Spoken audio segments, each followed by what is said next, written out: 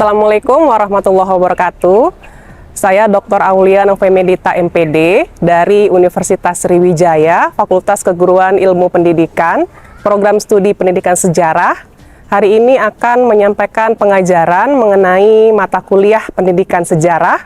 Mata kuliah ini punya kompetensi untuk agar mahasiswa mampu menjelaskan isu representasi, inklusivitas, dan dekolonialitas dalam pendidikan sejarah. Adapun materi yang akan disampaikan hari ini adalah materi mengenai isu representasi perempuan di dalam pendidikan sejarah.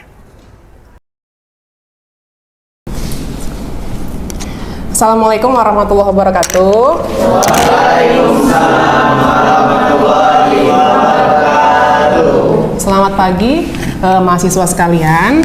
Alhamdulillah hari ini kita bertemu lagi dalam keadaan sehat bersama kuliah pada mata kuliah pendidikan sejarah. Nah, hari ini adalah materi-materi yang menarik sekali mengenai lanjutan dari materi sebelumnya mengenai representasi perempuan. Nah, sebelum kita lanjut ke materi, maka ada beberapa hal yang akan disampaikan. Ya, jadi tujuannya hari ini adalah mahasiswa mampu untuk menjelaskan mengenai isu representasi perempuan dalam pembelajaran sejarah. Sekarang bisa kalian ingat mengenai pahlawan nasional Indonesia. Siapa yang bisa menyebutkan, menuliskan ke papan tulis mengenai pahlawan nasional yang berjenis kelamin laki-laki? Ada yang bisa? Ya, siapa? Silakan, Dimas. Kamu tuliskan sebanyak-banyaknya tokoh nasional laki-laki di papan tulis. Nah, kita lihat sembari kita menunggu Dimas, kalian bisa mengingat, melihat atau membayangkan tokoh pahlawan nasional yang berjenis kelamin laki-laki. Kita lihat ada berapa, Dimas? Satu lagi yang untuk tokoh perempuan. Iya, siapa namanya? Candy. Silakan Candy. Dituliskan ke depan mengenai tokoh nasional berjenis kelamin laki-laki dan perempuan. Kita lihat sebanyak apa atau sesedikit apa ya. Kelihatan di depan papan tulisnya?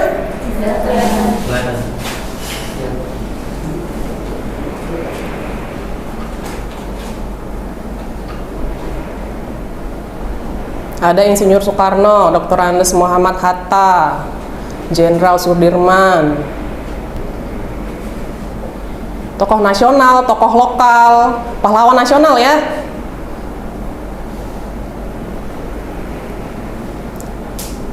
Ini tidak benar salah. Udah, Candy? Udah, oke. Terima kasih. Tepuk tangan untuk Candy. Dimas? Sudah? Oke, makasih Dimas. Nah, coba kita lihat ke depan.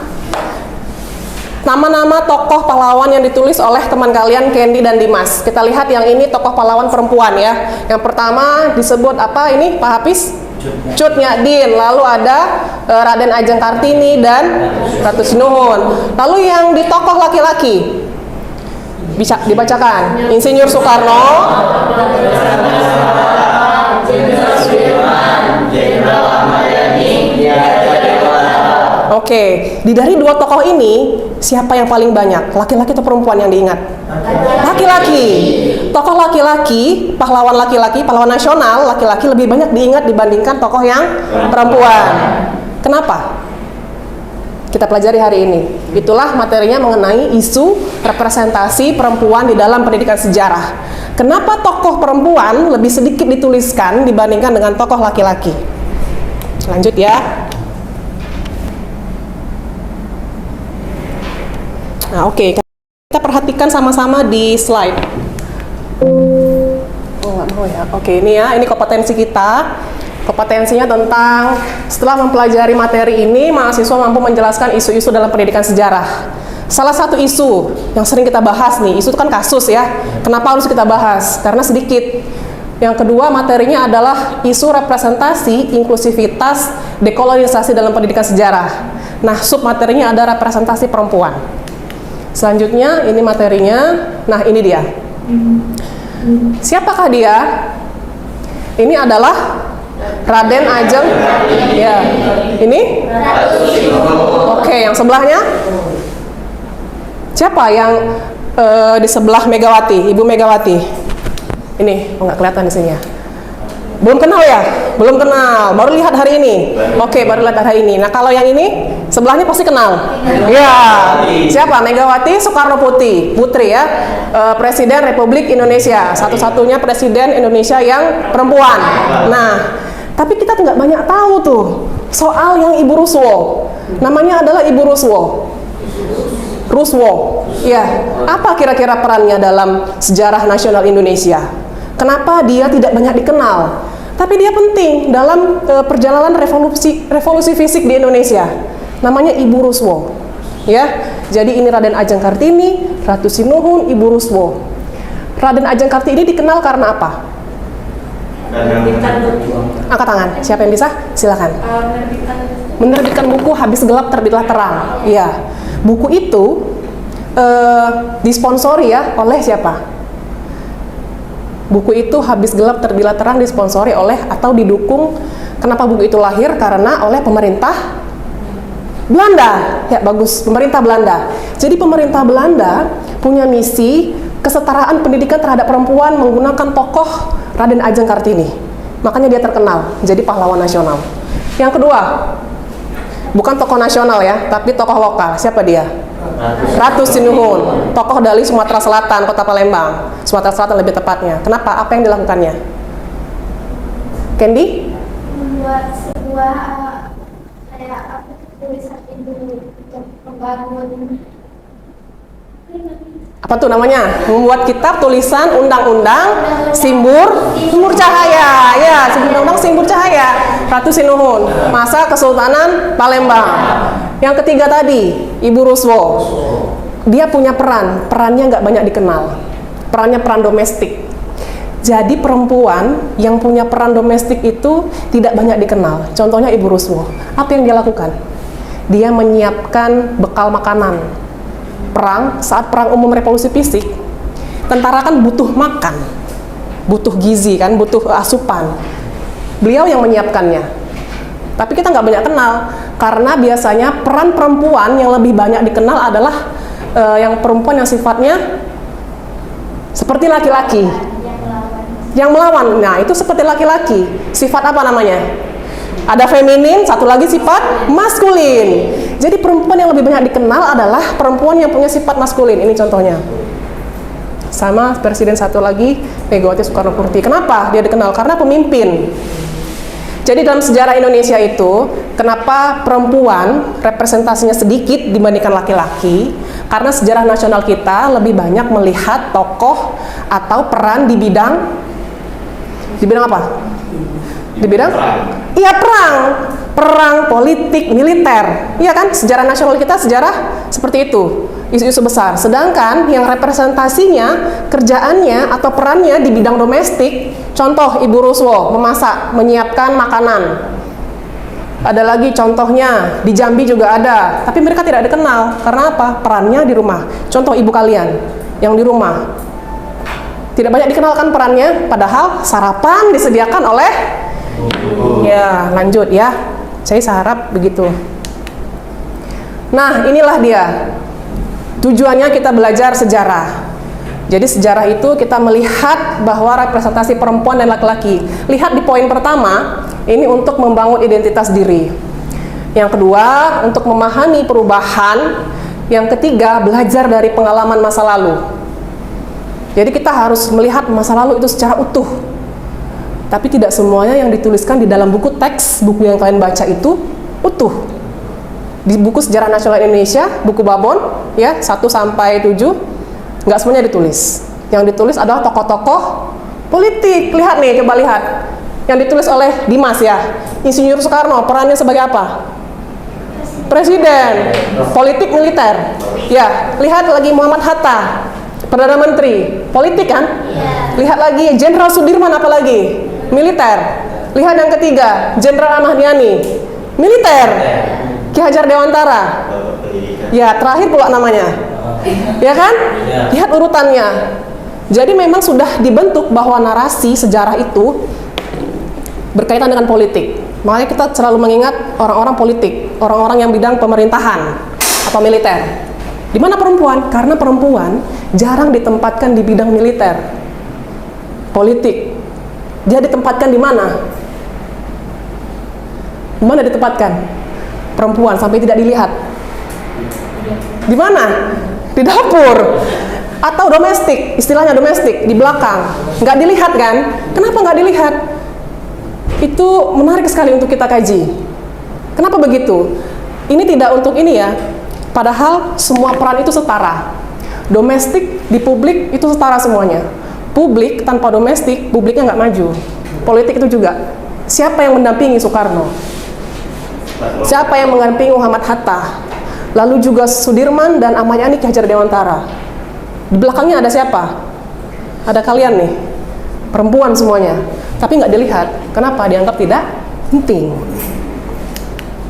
Nah, apa itu representasi? Representasi itu ada yang tahu representasi. Misalnya seperti tadi, maju ke depan ada laki-laki dan perempuan.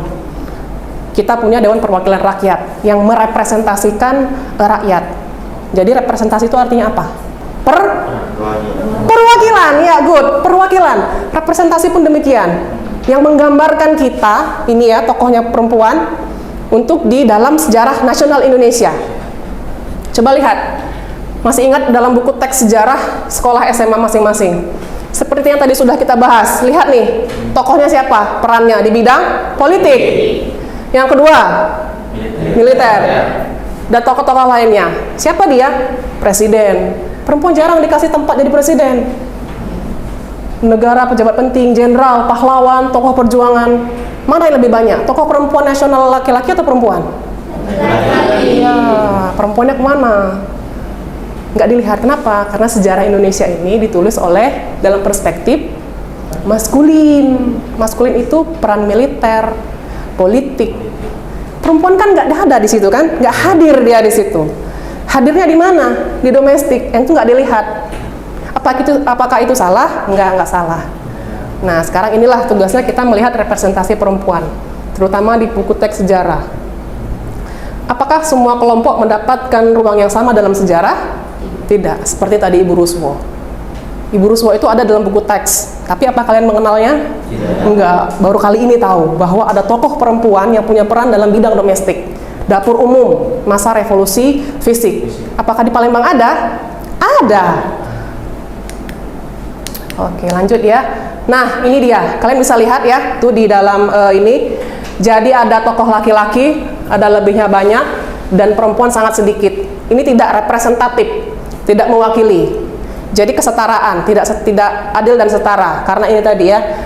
Nah, temuannya bisa dibaca di bagian sini. Perempuan lebih sedikit muncul. Perempuan itu pelengkap cerita saja. Misalnya kalau diceritakan Insinyur Soekarno, Fatmawati sebagai pendamping, cukup sampai situ.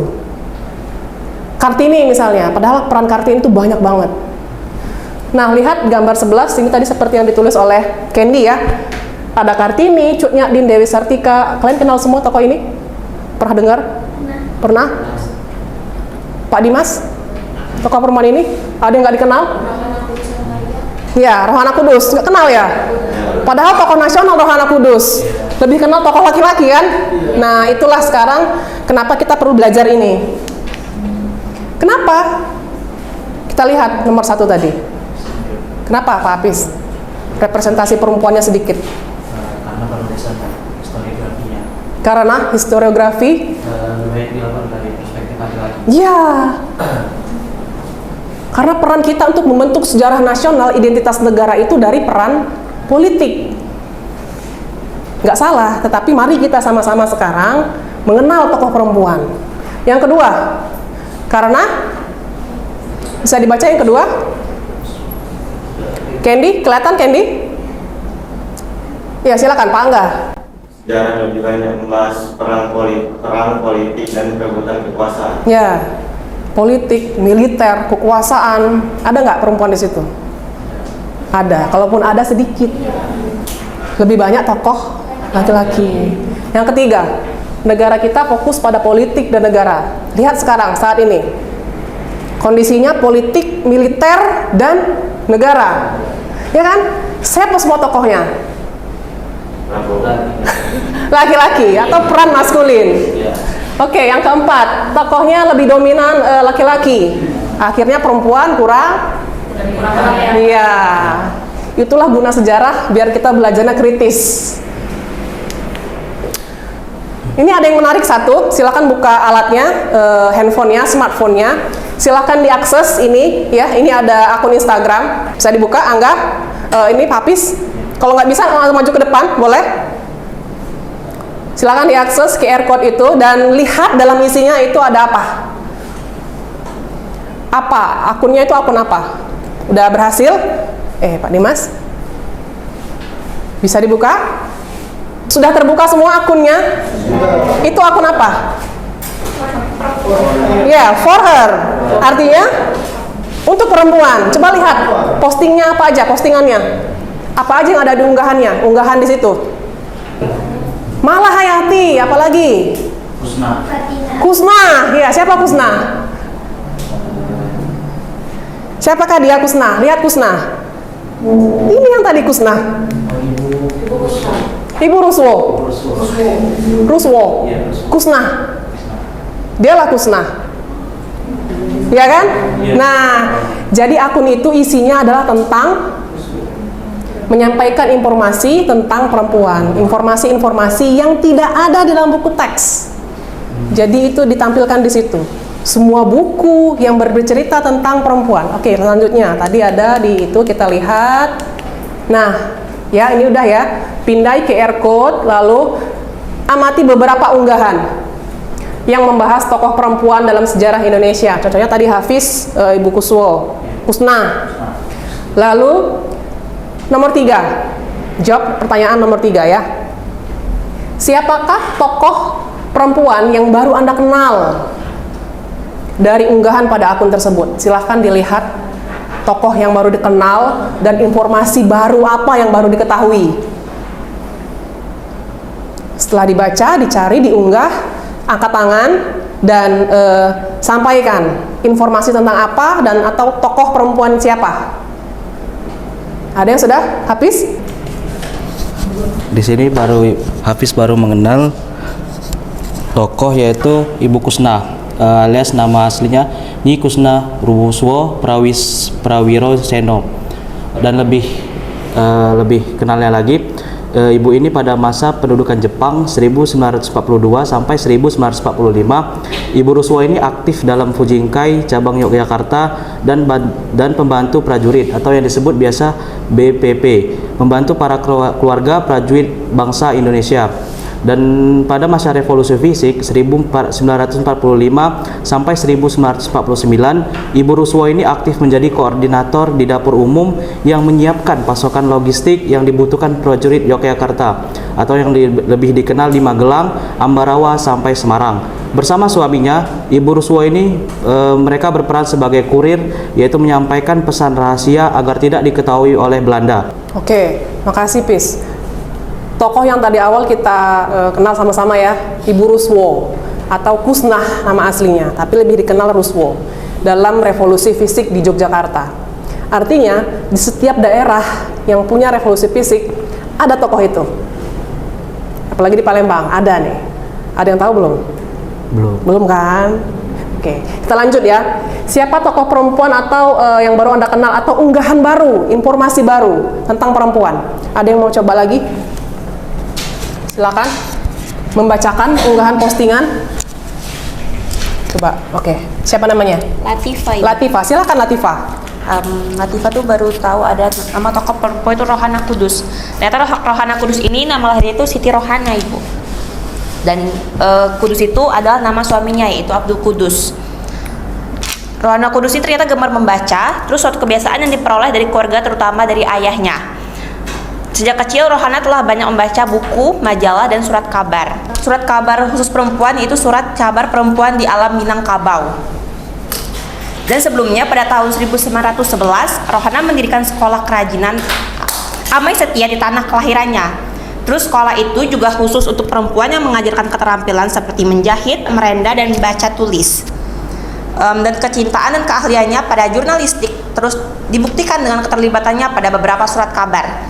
Dan pada tahun 1920 ia memimpin redaksi yaitu bernama Perempuan Bergerak Dan pada tahun 1924 ia juga menjadi redaktur surat kabar, itu radio.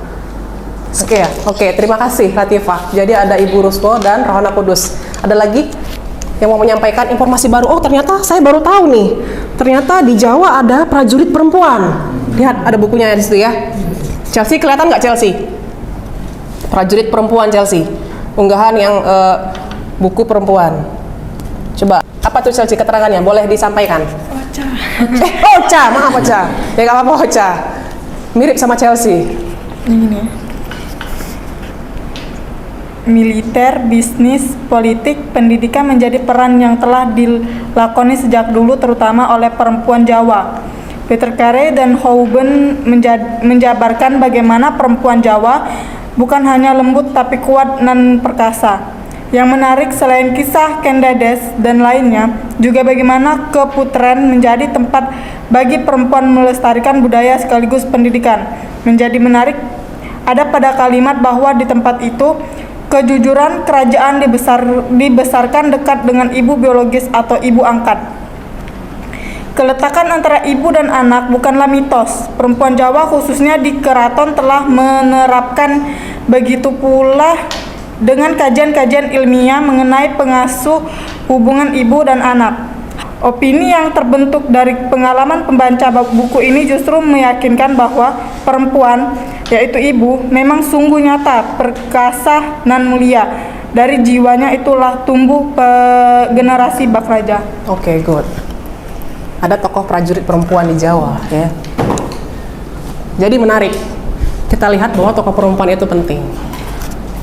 Kenapa representasi perempuan itu sedikit dibandingkan laki-laki? Tadi sudah kita jelaskan. Kira-kira karena apa? Yang pertama karena, silakan Candy, karena bagi banyak orang perempuan itu hanya bergerak di balik layar, sedangkan laki-laki itu lebih berada di depan gitu. Jadi perempuan tidak terlalu disorot oleh media atau publik. Oke, terima kasih Candy jawabannya. Ada pendapat lain? Silakan. Karena menurut Dimas historiografi atau penulisan mengenai representasi perempuan itu ditulis atau kebanyakan ditulis oleh perspektif laki-laki. Ya, good. Historiografi ya, penulisan sejarah kita, sejarah nasional ya, bukan hanya di Indonesia, itu ditulis dalam perspektif laki-laki. Laki-laki identik dengan maskulin, ngangkat kursi, politik, perang militer. Itulah salah satu penyebabnya. Nah, apa dampaknya? Kita udah belajar tadi dampaknya juga ya. Yang pertama, siswa menganggap sejarah itu punya iya, jadi tugas kita bersama untuk menyampaikan mengenai representasi tadi. Lalu yang kedua, kontribusi perempuan tidak dikenal. Muncul stereotip gender. Itulah kenapa di sekolah pendidikan faktor bullying terjadi. Karena menganggap ada relasi kuasa antara, ya begitu ya. Lanjutnya, identitas sejarah menjadi tidak utuh karena ada mozaik yang hilang. Oke, dari materi hari ini, apa yang bisa kita ambil kesimpulkan mengenai representasi, isu representasi perempuan dalam pembelajaran sejarah? Kita hanya mengulang saja. Silakan, Hafiz. Jadi pada pagi hari ini di sini kita bisa melihat bahwa representasi perempuan itu tidak hanya tokoh di balik layar, tapi ketika kita belajar sekarang itu kita tahu bahwa seperti Ibu Ruswo tadi seorang seorang domestik yang bekerja di balik layar, tetapi itu sangat dibutuhkan pada saat peperangan. Jadi kita tidak bisa melihat dari satu sisi saja pada perempuan ataupun yang disebutkan oleh Ibu tadi yaitu strata gender tadi, dan juga yang dibahas oleh kawan-kawan tadi yaitu tentang politik dan militer. Memang sejauh ini perempuan itu tidak tersorot dalam politik militer. Itulah kenapa representasi perempuan itu harus cukup banyak dipelajari atau banyak diingat oleh kalangan mahasiswa seperti kita ini. Oke. Mungkin itu saja dari saya. Terima kasih Hafiz. Tepuk tangan lu, apresiasi untuk Hafiz. Tadi kita belajar historiografi dibuat oleh perspektif laki-laki. Sekarang yang perempuan. Dari perspektif perempuan. Silakan. Apa ya, refleksi yang bisa kita ambil dari pembelajaran dari materi awal tadi? Silakan. Siapa namanya? Natasha. Natasha. Silakan Natasha. Menurut Natasha sih kurang lebih masih sama seperti Kak Hafiz tadi, yaitu memang lebih banyak dengan perspektif maskulin, yaitu laki-laki di sejarah ini, karena memang lebih banyak yang diambil perspektif maskulin itu daripada perspektif feminimnya sendiri. Nah, itu menjadi PR kita bersama ya, Ya, betul. untuk menampilkan perspektif-perspektif dari perempuan. Jadi tidak hanya dari laki. Ada lagi dari para Kartini ini yang mau menyampaikan refleksinya? Kenny? Oke, Kenny. Ya, seperti yang dikatakan oleh Natasha tadi, bahkan kita juga hanya mengetahui segelintir saja dari pahlawan perempuan yang paling dikenal, bahkan Raden Ajeng Kartini yang mungkin banyak diketahui oleh masyarakat secara nasional, sedangkan secara lokal seperti Ratu Sinuhun ataupun yang lain-lain secara lokal itu jarang disorot karena mereka seperti tidak terlalu ditulis secara historiografinya. Jadi mungkin kita harus menulis banyak historiografi kembali tentang perempuan, tentang pahlawan perempuan, terutama di Palembang ini sendiri, seperti yang dilakukan oleh Ratu Sinuhun dahulu itu sangat banyak dampaknya untuk kedepannya. Jadi tidak hanya pahlawan-pahlawan besar, namun pahlawan kecil juga harus kita push untuk lebih baik lagi, untuk lebih banyak yang tahu gitu. Mungkin itu saja. Oke, tepuk tangan. Terima kasih, apresiasi. Terima kasih Kenny, semua rekan mahasiswa ya, refleksi mengenai materi ini ya. Jadi melalui kisah Ibu Ruswa kita belajar ya, bahwa perjuangan mempertahankan kemerdekaan itu dilakukan oleh semua golongan.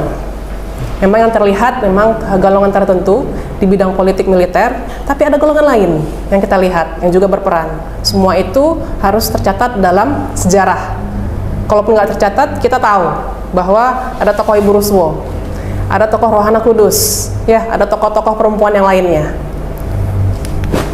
Nah, selanjutnya ada evaluasi studi kasus, ya. Jadi baca mengenai artikel Ibu Ruswo tadi. Silahkan. Nah, ini ada 4 diskusi pertanyaan. Kita belajar tentang representasi perempuan. Jadi tokohnya adalah tokoh yang baru kita kenal hari ini, Ibu Ruswo atau Kusna. Ya, ada 4. Apa saja kontribusinya menurut Anda? Lalu apa yang kita pelajari dan bagaimana memanfaatkan kisah ini untuk mata pelajaran di SMA? Ya, jadi evaluasi ini silahkan nanti dilakukan untuk berkelompok dengan teman-teman. Kita akan bahas untuk pertemuan minggu depan. Ada pertanyaan untuk evaluasi? Cukup ya? Nah, ini beberapa referensi. Saya kira itu materi hari ini. Saya ucapkan terima kasih hari ini. Assalamualaikum warahmatullahi wabarakatuh. Waalaikumsalam warahmatullahi wabarakatuh.